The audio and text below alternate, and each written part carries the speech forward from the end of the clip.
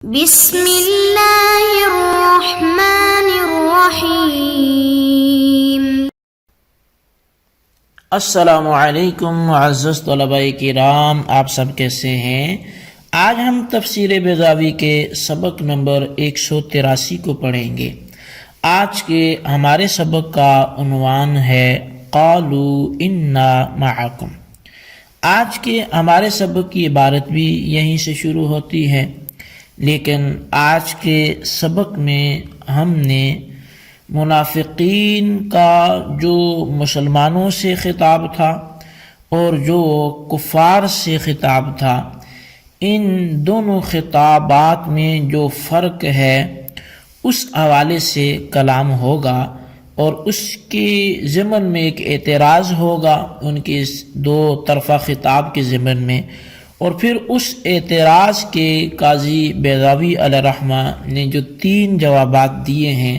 ہم نے ان تینوں جوابات کو سمجھنا ہوگا۔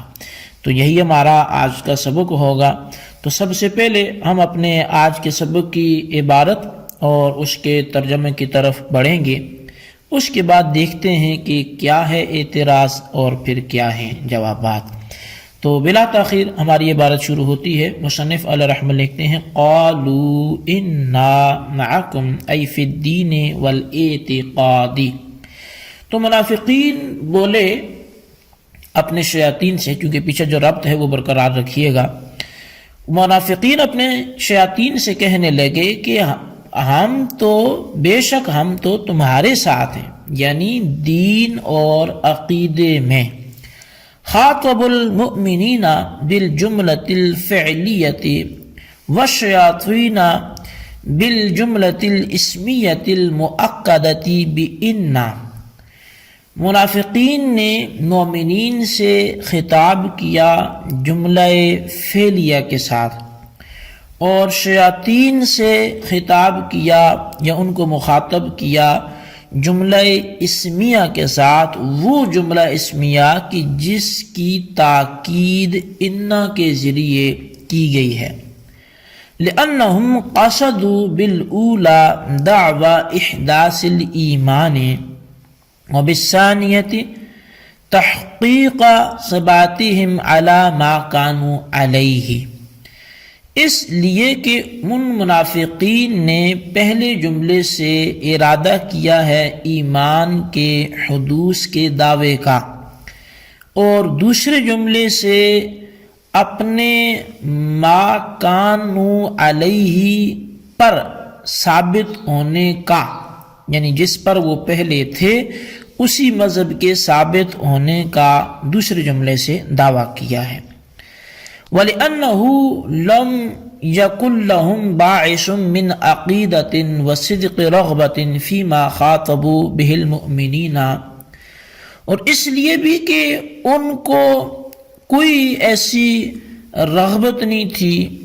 یا کوئی ایسی ابھارنے والی چیز عقیدے اور صدق رغبت میں سے نہیں تھی اس معاملے میں کہ جس میں انہوں نے مومنین سے خطاب کیا تھا۔ ولا توقع رواج ادعاء الکمال فی الایمان علی المؤمنین من المہاجرین والانصار بخلاف ما قالوه مع الکفار، اور نہ ہی ایمان میں مومنین پر، وہ مہاجرین و انصار میں سے کوئی بھی ہو، کوئی کمال کے دعوے کے رواج کی ان کو کوئی توقع تھی، بخلاف اس جملے کے جو انہوں نے کفار سے کہا۔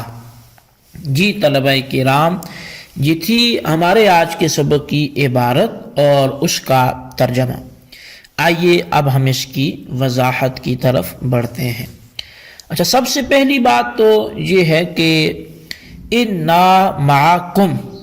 جو منافقین نے جا کے اپنے شیاطین سے یہ بات کی کہ بے شک ہم تمہارے ساتھ ہیں،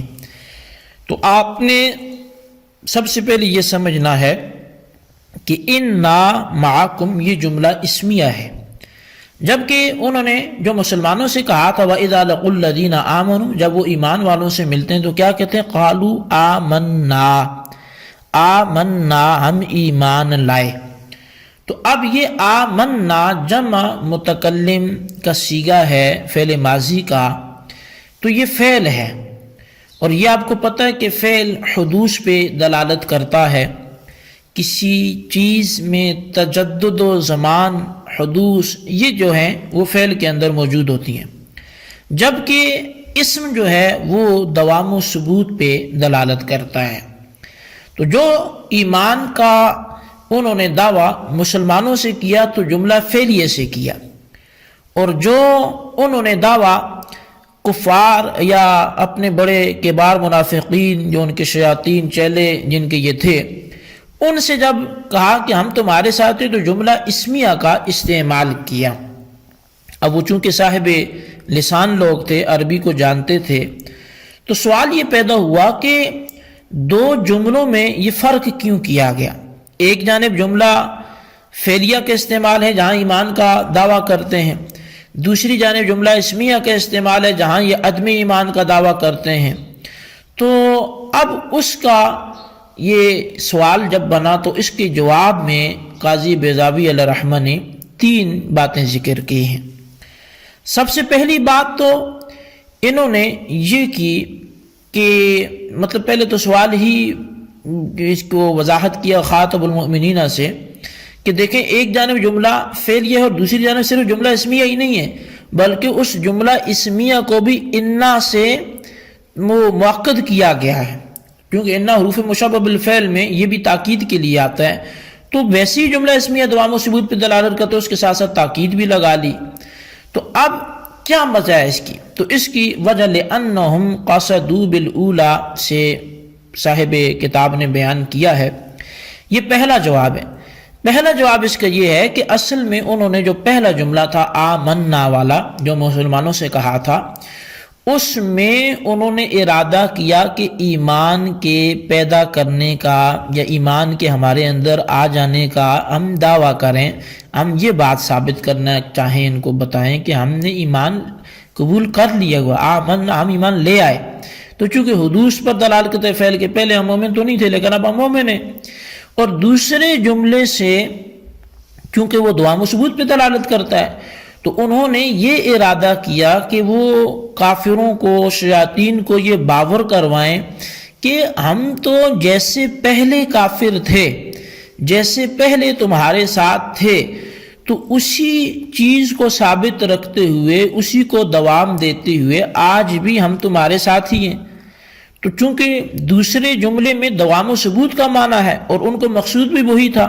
اور پہلے صورت میں حدوث کا معنی ہے کہ ہم پہلے مومن نہیں تھے اب مومن ہو گئے، تو حادث ہو گیا ایمان ہمارے اندر، پیدا ہو گیا ایمان ہمارے اندر۔ تو اس اعتبار سے پہلا جملہ انہوں نے فعل کا بولا اور دوسرا جملہ انہوں نے اسمیہ استعمال کیا۔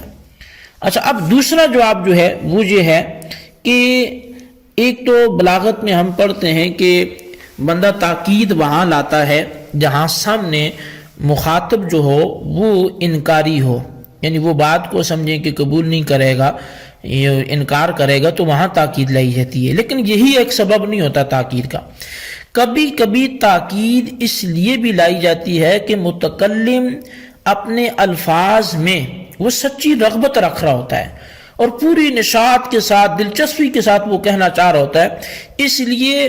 بغیر سامنے والے کے انکاری ہونے کے بھی وہ کبھی کبھی اپنے کلام کو مؤکد کر لیتا ہوتا ہے۔ قرآن کریم میں اس کی کثیر مثالیں ہیں۔ مومنین کا ایک قول یہ بھی منقول ہے کہ ربنا اننا آمنا، اب یہ انہوں نے بغیر اس کے کہ رب ان کے ایمان کا انکاری تو نہیں تھا، اللہ تبارک و تعالیٰ کو پتہ تھا کہ یہ مومن ہے، اس کے باوجود مومنین نے اپنے ایمان کو جب رب کے سامنے بیان کیا تو وہ تاکید سے کیا تاکہ یہ بات سامنے آ جائے کہ ہم ایمان میں رغبت رکھتے ہیں، تو تاکید اس لیے بھی لائی جاتی ہے۔ تو اب منافقین نے جب مومنوں سے بات کی تو بغیر تاکید کی تھی، کہ مطلب یہ کہ وہ ایمان میں رغبت نہیں رکھتے تھے، لیکن جب منافقین نے کفار سے کہا انا معکم، تو اس میں انہوں نے اپنی رغبت کا اظہار کیا کہ ہم نہ صرف تمہارے ساتھ ہیں بلکہ یہ ہمارے اندر کی سچائی ہے اور ہماری رغبت و دلچسپی بھی اسی کفر میں ہے۔ یہ اس کا دوسرا جواب تھا۔ تیسرا جواب جو ہے وہ یہ ہے کہ جو مصنف علیہ رحمہ نے ولا توقع رواج ادعاء الکمال سے دیا کہ وہ مسلمانوں سے تاکید کے بغیر اس لیے کلام کر رہے تھے